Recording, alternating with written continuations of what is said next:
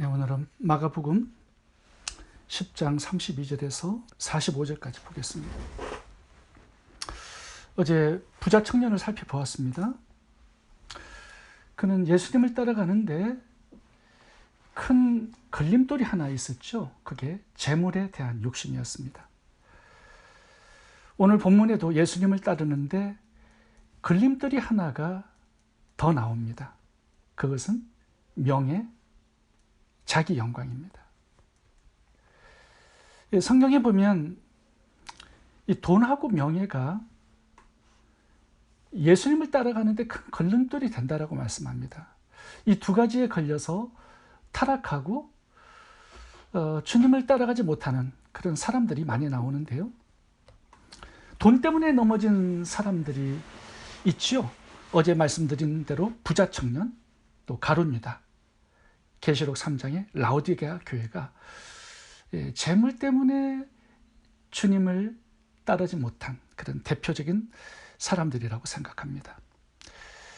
그리고 명예와 글로리 때문에 넘어진 사람들도 있죠. 아담, 사울왕, 그리고 루시퍼죠. 오늘 본문의 제자들도 마찬가지였습니다. 지금 명예와 글로리 문제로 다투고 싸우고 있어요. 요한과 야고보가 어머니를 모시고 와서 예수님께 청탁을 합니다. 예수님 왕이 되실 때 우리 아들들에게 우의정, 좌의정 자리를 허락하세요. 옆에서 다른 제자들이 이것을 보고 듣고 있었습니다. 그래서 막 분노하죠. 그래서 서로 뒤엉켜서 다투고 싸우고 있는 것이 오늘 본문의 이야기입니다. 그런데 시점이 굉장히 중요해요. 이렇게 다투고 싸우는 이 시점이 언제냐 하면 예수님께서 제자들에게 내가 곧 십자가에서 고난을 받고 죽는다, 이것을 가르쳐 주실 때 인류 구원을 위해서 십자가에 달려 죽으러 가는 그 예루살렘을 향하는 그 도중에 온통 명예와 영광에만 집착되어 있는 제자들을 보면서 예수님의 마음은 얼마나 괴로웠을까 짐작해 볼 수 있습니다. 예수님은 자리 싸움을 하고 있는 이 제자들에게 한 가지 교훈을 주고자 오늘 본문을 말씀하셨는데요.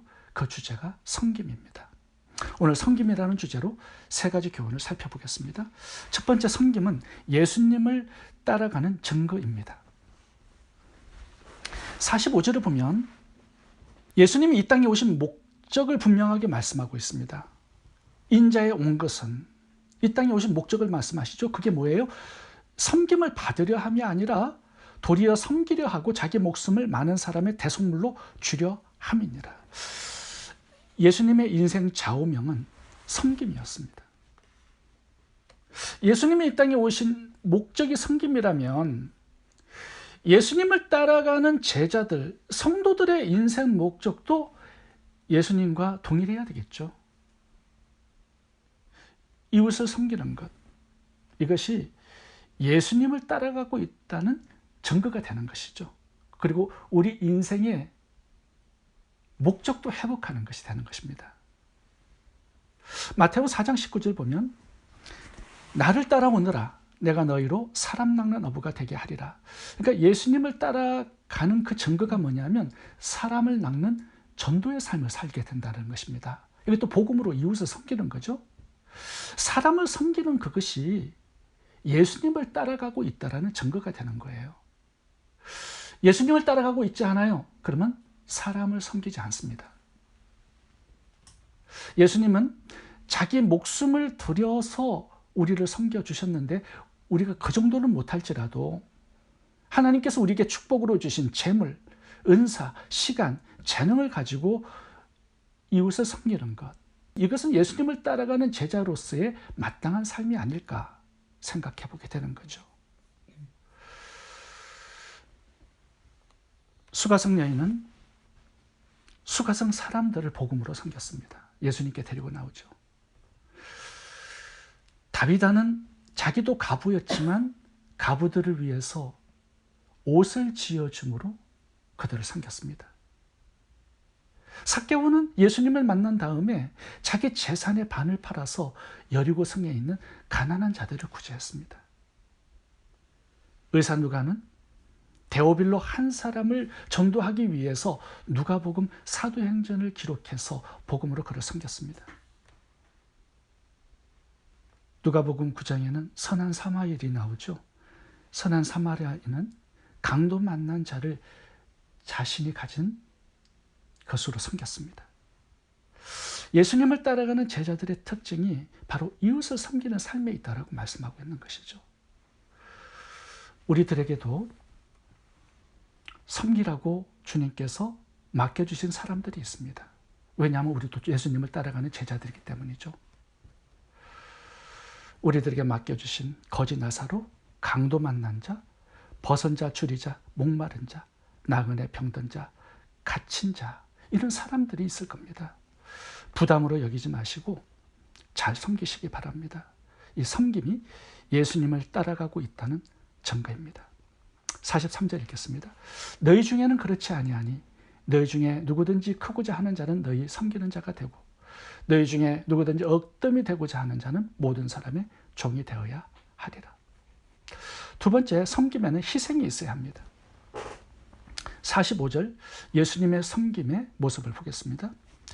인자에 온 것은 섬김을 받으려 함이 아니라 도리어 섬기려 하고 자기 목숨을 많은 사람의 대속물로 주려 함이니라.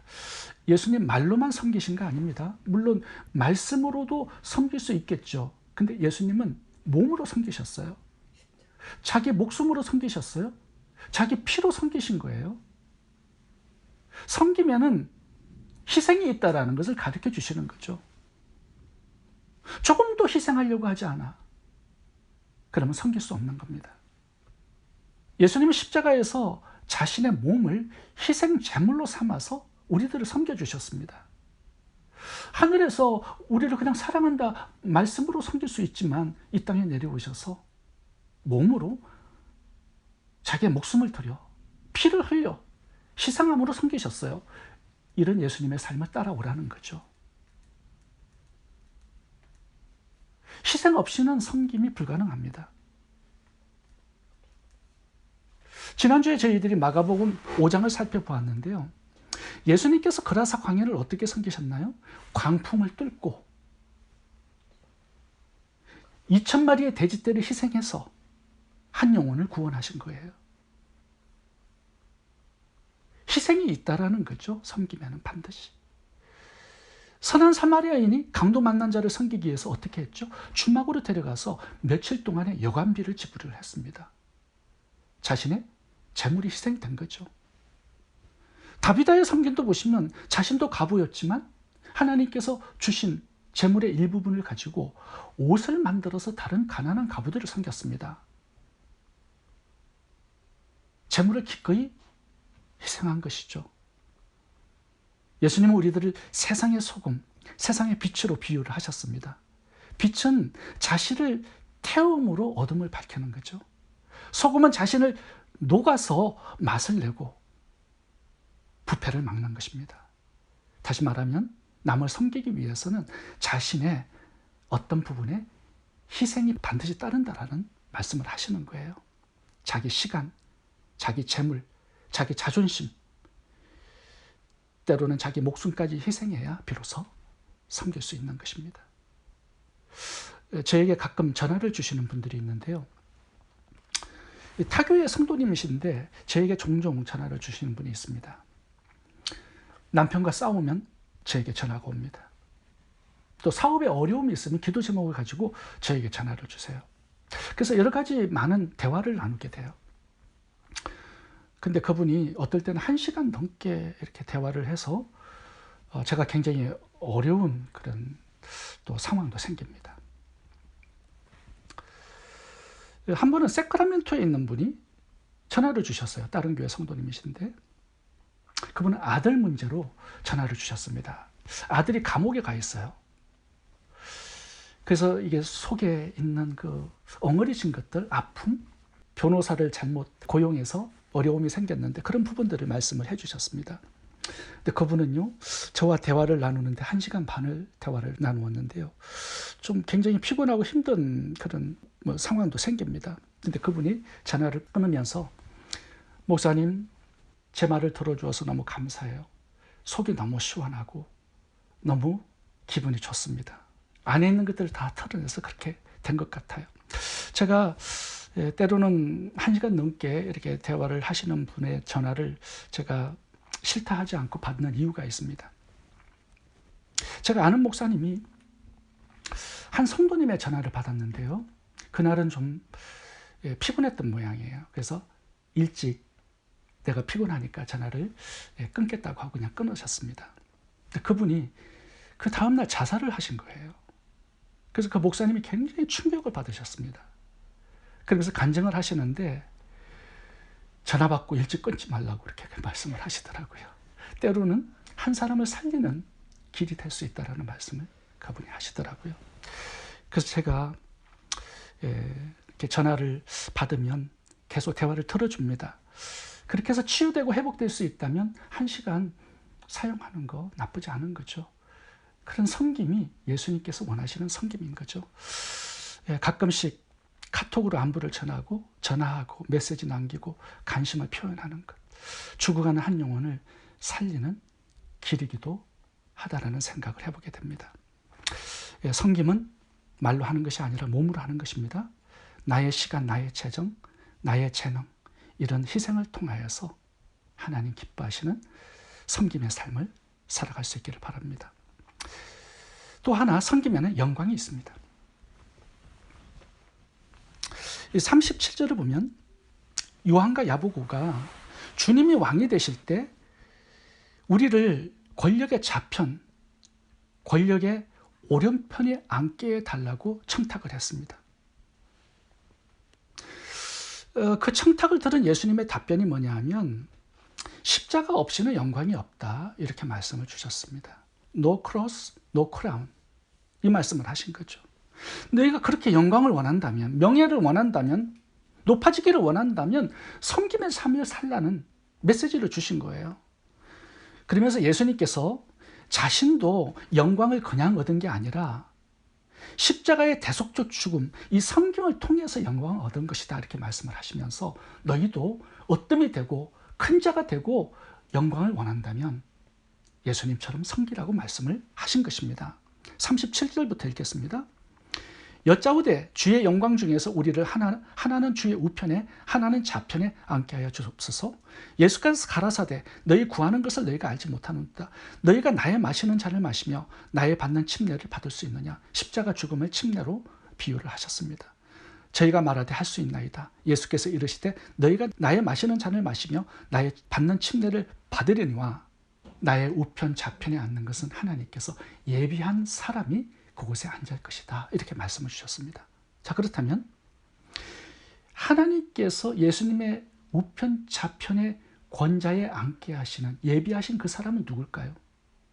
오늘 본문을 이렇게 보시면 섬기는 자가 예수님의 좌편 우편에 앉게 될 것이다. 하나님께서 준비하신, 예비하신 그 권자는 섬기는 사람의 것이다 라고 말씀을 주신 것입니다. 이게 결론이에요. 하나님은 영광을 예비하셨습니다. 누구를 위해서? 이 땅에서 섬기는 자를 위해서. 그렇다라는 거죠. 40절 읽어보겠습니다. 내 좌우편에 앉는 것은 나의 줄 것이 아니라 누구를 위하여 예비되었던지 그들이 얻을 것이라. 그들이 누구예요? 섬기는 자죠. 43절과 44절을 보세요. 여기 보면 큰 자, 어뜸이 되는 자, 이 두 단어가 나옵니다. 누구냐? 그 사람들이 종이 되어 낮아져서 섬기는 자가 바로 큰 자요, 어뜸이 되는 자, 영광을 얻을 자라고 말씀하고 있는 것이죠. 예수님이 크신 분이죠. 만왕의 왕이시고 어뜸이 되신 분이죠. 예수님은 섬김의 자리에서 살아갑니다. 그래서 크신 분이고 어뜸이 되신 분이에요. 43절 너희 중에는 그렇지 아니하니 너희 중에 누구든지 크고자 하는 자는 너희를 섬기는 자가 되고 너희 중에 어뜸이 되고자 하는 자는 모든 사람의 종이 되어야 하리라. 인자에 온 것은 섬김을 받으려 함이 아니라 도리어 섬기려 하고 자기 목숨을 많은 사람의 대속물로 주려 함이라. 나의 이 삶을 따라오너라. 그러면 너희도 어떤 이 되고 큰 자가 되고 영광을 얻을 것이다. 이것이 오늘 본문의 결론입니다. 예수님이 십자가를 통하여서 영광을 얻으셨다면 예수님의 제자들도 동일한 길을 가게 된다는 거죠. 섬김으로 영광을 얻게 된다는 거예요. 많은 사람들이 십자가 없는 영광을 원합니다. 근데 그것은 영적 원리가 아니에요. 하나님의 원리가 아닙니다. 루시퍼를 봐보세요. 천상에서 하나님의 자리를 욕심냈죠. 섬김이 아니라 쿠데타를 통해서 영광을 얻으려고 했습니다. 그러니까 지옥의 사자가 된 거죠. 영원히 수치를 당하게 되는 것입니다. 오늘 말씀을 맺으면서 마태복음 24장을 같이 한번 살펴보고 마칠까 합니다. 이 마태복음 25장은 누가복음 19장과 동일한 비유입니다. 문화 비유와 달란트 비유, 동일한 비유예요. 거기에서 주님께서 명령하신 게 뭐냐 하면 받은 달란트로, 하나님 맡기신 달란트로 이웃을 섬기라는 것입니다. 줄인 자, 벗은 자, 목마른 자, 나그네, 병든 자, 이 갇힌 자들, 너희의 도움이 필요한 자들을 하나님께서 맡기신 달란트를 나누고 구제하여 섬기라는 거예요. 2달란트, 5달란트 받은 종들은 섬겼고요. 1달란트 받은 종은 주님 맡기신 달란트를 감춰놓고 아무 일도 하지 않았습니다. 그랬더니 1달란트 받은 종은 심판에 처했고요. 2달란트, 5달란트 받은 종은 영광을 얻었습니다. 큰 상을 받죠. 주인의 잔치에 참여하는 자가 되고 작은 것에 충성했다고 큰 것을 맡겨주시고요. 나중에는 하나님 창세로부터 하나님께서 예비하신 이 나라를 상속하라, 상속자를 삼으십니다. 제가 말씀드렸지만 상속자는요, 아들만 되는 것입니다. 주인이 종을 아들로 삼아주셨어요. 이런 영광이 또 어디 있겠습니까? 결국 섬기는 자가 영광을 받는다라는 메시지를 마태복음 25장에서도 주고 있는 것입니다. 사람을 섬기는 그 자리에서 영광을 주신다라는 거죠. 우리가 예수님처럼 십자가에 매달려서 대속적 죽음으로 섬길 수는 없지만 선한 사마리아인처럼 강도만잔 자를 섬기고 다비다처럼 다른 과부들을 섬기고 삭개오처럼 구제하며 이 섬김의 자리에서 살아갈 수 있어야 합니다. 이것이 주님을 따라간다는 증거가 되는 것이에요. 그리고 하나님께서 주실 영광을 얻는 길이 되는 것입니다. 미국 남장로교회에서 한국 조선 땅에 선교사로 파송되어 오신 서서평 선교사님이라는 분이 있습니다. 그분의 자서전 책이 출판이 되었는데 책 제목이 바보야, 성공이 아니라 섬김이야. 이 책 제목입니다.